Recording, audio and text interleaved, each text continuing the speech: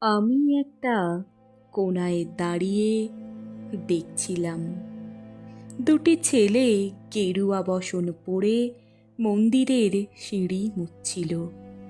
এত মন দিয়ে আমি কাউকে সিঁড়ি মুছতে দেখিনি।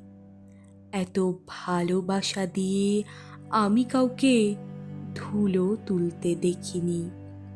সিঁড়ি নয়, যেন জননীর ত্বক থেকে ধুলো তুলছিল। এভাবে কেউ সিঁড়ি থেকে ধুলো মুছতে পারে এ আমি কোথাও দেখিনি।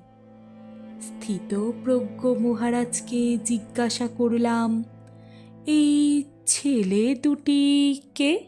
মহারাজ মৃদু হেসে বললেন, একজন নিউক্লিয়ার ফিজিসিস্ট, একজন IBM-এ 6 লাখ টাকার চাকরি ছেড়ে এখানে এসেছে, সিঁড়ি ধুতে এসেছে। যে সিঁড়ি দিয়ে মানুষ ওপরে ওঠে তা যেন পরিষ্কার হয়। মহারাজ চলে গেছেন। সন্ধ্যা নেমে আসছে গঙ্গায়।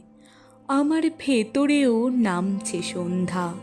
সারা পৃথিবীতে এত সিঁড়ি, সিঁড়িতে সিঁড়িতে এত দাগ, এত ক্রোধ, এত অপমান।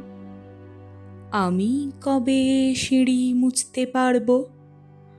আরতি শুরুর আগে মনে হলো, যে সিঁড়ি মুছতে পারে না সে কোনো দিন মানুষের চোখের জল মুছতে পারবে না।